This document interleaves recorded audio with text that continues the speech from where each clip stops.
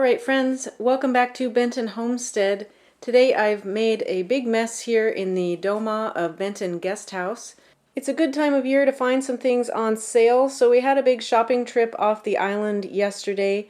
One of our goals for 2025 is to increase from our current maximum of 6 guests to 8 or 10 guests once we get some updates done on the guest house this winter or next spring.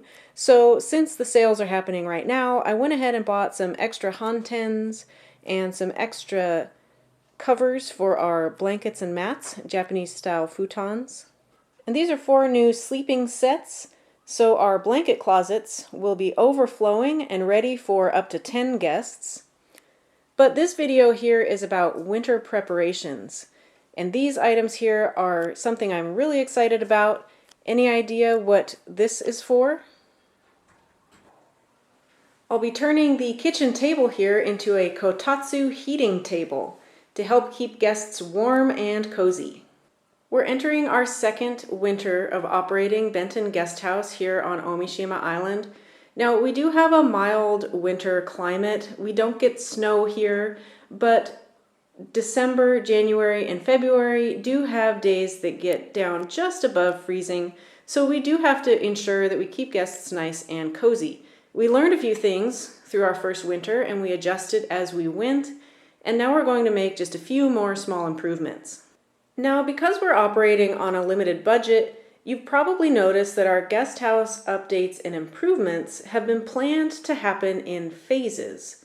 So, for example, when we first opened last winter, we didn't have any air conditioning units because we didn't need them at that time. And before the summer heat set in last year, we got 2 air conditioning units installed in 2 of the sleeping rooms, which kept our guest house more than comfortable for guests throughout the first summer. But what does that have to do with our winter prep video? I'll tell you, it's because the air conditioning units are also really cost-effective heating units. And next year, we plan to have 2 more air conditioners installed in the 3rd sleeping room and 1 here in the kitchen. So by next winter, we may or may not need this little radiator space heater here, but even though we'll only be using this heater setup for 1 more winter, we are still going to improve it a bit by adding 2 more Shoji screens, which will allow us to create a wall there that keeps more of that warm air here in the living space instead of going out into the Doma and then out the front glass door. Which brings me back to my favorite winter prep project, which is turning this dining room table into a Kotatsu heating table. We picked this cute little table up at one of Japan's popular thrift stores called 2nd Street. If you're not aware, Japan has some really great thrift stores. They call them recycle shops. And typically everything is super clean. The shelves are really organized and the prices are reasonable. So this cute little table set us back, I think about $40 if I remember right. That included all 4 chairs, the table, and it had a little note on it that said, "This is a heating table, but it doesn't have a cord and the heating element is untested." This is what the heating element looks like underneath, and I decided I wanted the cute table whether or not the heater worked, but spoiler alert, I'm happy to say that it does. So I figured that these plugs were sort of standardized since a lot of things in Japan are all made to be sort of universal. So towards the end of last winter, I noticed that our local home goods store was having a sale on all their winter things, and I happened to pick this up while it was on sale. Sure enough, it fits perfectly. Let's see, our red light turned on, and I can hear it powering on. Nice. Now the rest of the things that we bought here are what's going to help keep the heat under the table, as well as keep the table functional once there's a blanket on top. I'll use this Kotatsu here, which we have in the living room, as a demonstration, so you can see that the blanket is sandwiched between the top of the table and another piece of wood on top, which keeps the blanket in place and then allows you to still use the table as a table with a hard surface. Just in case you're wondering, this is what our Showa era retro kotatsu looks like underneath. Now, of course, with any project, there's going to be different levels of quality and different ways to achieve the same outcome. When I first set out to make this kitchen table a kotatsu, I was envisioning a super plush, thick blanket that would drape all the way to the floor with a big heavy piece of wood on top. And of course, that would be beautiful and that would be great, but looking at the cost of materials, that started to add up really quickly. And even with this slightly less expensive solution that I came up with, the blanket was still the most expensive piece of the whole thing. Because I didn't want to order anything online because I am stubborn, we also had some limitations in the size of blankets that we were able to find. And this was the only blanket that was about the right size and also not too fluffy. So we ended up deciding to go with a thinner blanket so we could use a thinner material on top. Well, I think that's pretty cute, and it's definitely cozy. Now, I would have much rather had a nice piece of wood on top and a big fluffy blanket like I originally planned, but sometimes you just have to make some small exceptions for your budget, and now we have a functioning kotatsu kitchen table, which is pretty unique. I'm going to leave that on for a little bit to let it warm up, and then we'll see how well it works. Alright, moving on to the Shoji screen repair. If you watched our last video, the last cleaning out the garage video prior to renovation, at that time I pulled these two Shoji screens out of the garage because they were deemed to be the least repairs needed to get them ready to go in the guest house. Now, it's been well over a year since I learned how to do Shoji screen repair and replace the washi paper, but what I learned during that process is that these screens, first of all, they don't have any stain on them, so you're actually able to just hose them down. The glue is water soluble, and it helps remove the paper pretty easily as well. Now, this screen here doesn't seem to have too much extra glue residue, so this will just be a regular removal of the paper, and then we'll give it a good washing. But this one here seems to have a lot of glue residue built up, so this one might require a little bit of additional scraping to get it nice and smooth before I put the new washi paper on. Here in this cupboard, I've started organizing. I use the term organizing loosely, but I've started collecting all of the items needed for shoji screen repair, tile repair, window repair, painting and staining. This is basically all the random stuff that's left over from remodeling the guest house. This is the plastic scraper that I used last time, and I'm really hoping that for this project I might not even need to buy any new materials. Alright, let's start by hosing these down. So all I've done here is run a hose over it a little bit, and you can see that water-soluble glue is already starting to let go. So I basically taught myself how to do this by watching YouTube videos of Japanese people replacing their washi paper. And one thing that the videos always recommended that worked best was actually to just put some water on and let it sit for at least 5 minutes. Because these ones have been on here for so long, I'm just going to wet it down a little bit more and then let it sit, and hopefully the water will do a lot of my work for me. Alright, Evan just showed up so he can film me, and you can see how easy the paper pulls off, pretty much in just a full sheet. Look at that. The whole sheet just comes off in one. Pretty cool. Of course, we are seeing some glue residue left behind, but we're just going to let that sit a little longer and then use our scraper tool. Alright, so you can see here the glue collects on all 4 sides inside this square in addition to the outside edge. So this is where you really want the water to be doing the work for you, because you can see if you scrape too much on the back here, you're going to start taking off a little bit of wood fibers. So actually press too hard right there, And I just need to use more water and a lighter touch to get all this old glue off. So you can extrapolate that out. We need to scrape the backs of this whole screen plus all 4 inside edges of each one of these boxes. So it does take a little while. Fortunately, it's just not too difficult.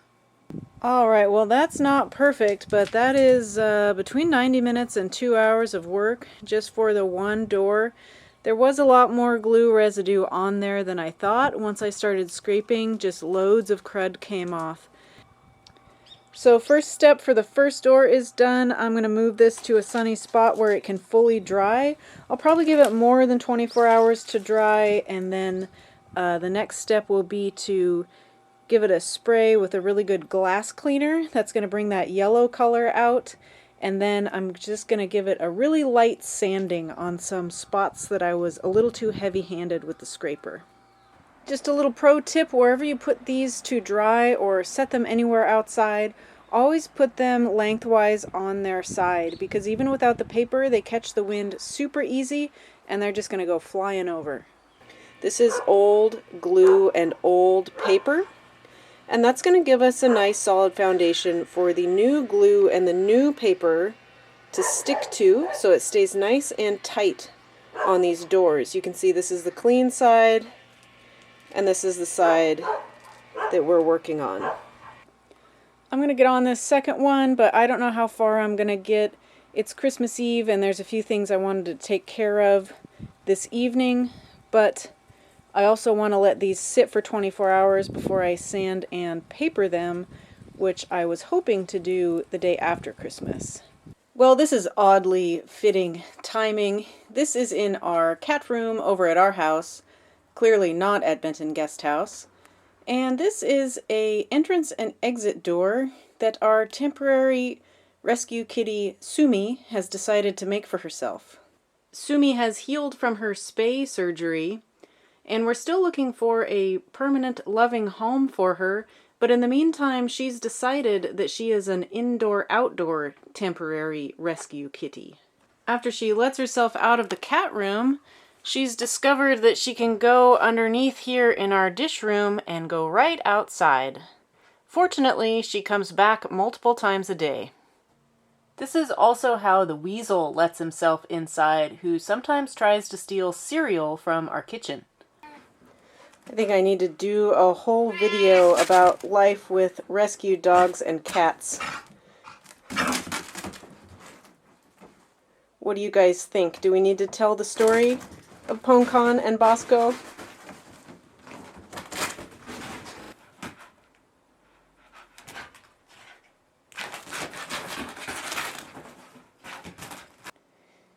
Alright, here we have our scraped, clean, and dry Shoji screens, ready for just a little bit of a light sanding to get rid of the slightly shaggy areas where I ended up taking off a little bit of the wood fiber in an attempt to get off that residual glue and paper. Alright everybody, welcome to our super fancy makeshift workshop here. I have 2 assistants with me. I'm not sure how much help they'll actually be, or if it will be a little more of a hindrance. We shall see. But I managed to find all the supplies that we'll need left over from when we did this process last year with the Shoji screens over at Benton Guesthouse.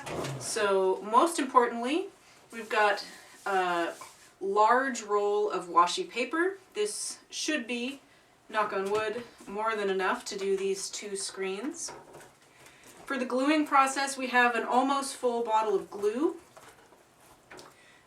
For cleaning up the glue, because it inevitably gets a little bit messy, we have a roll of paper towels.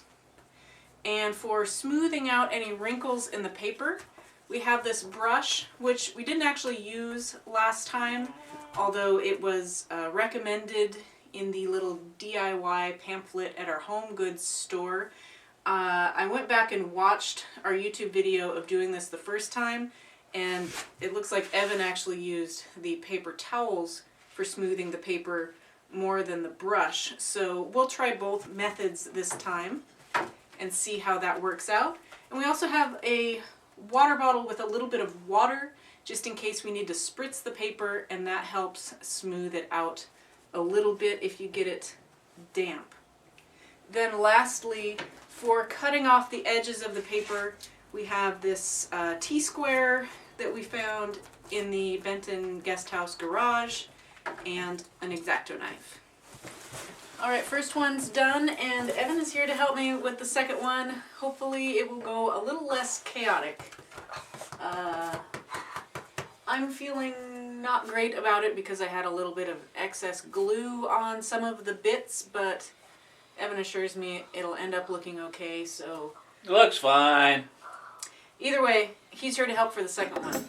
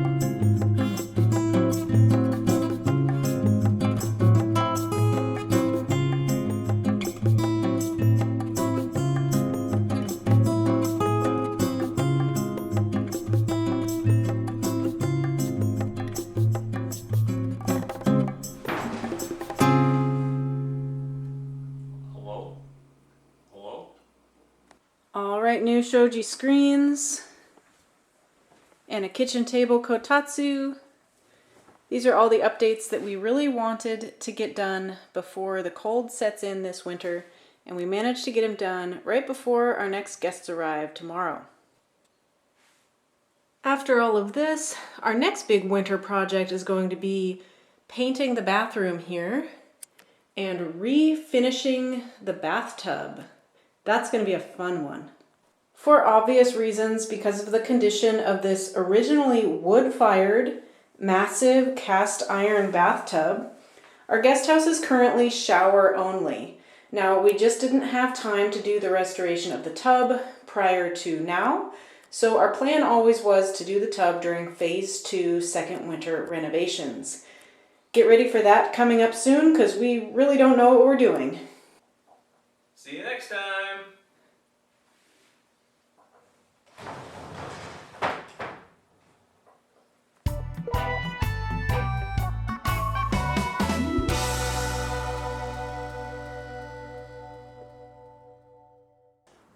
Hi, Ponky. You supervising?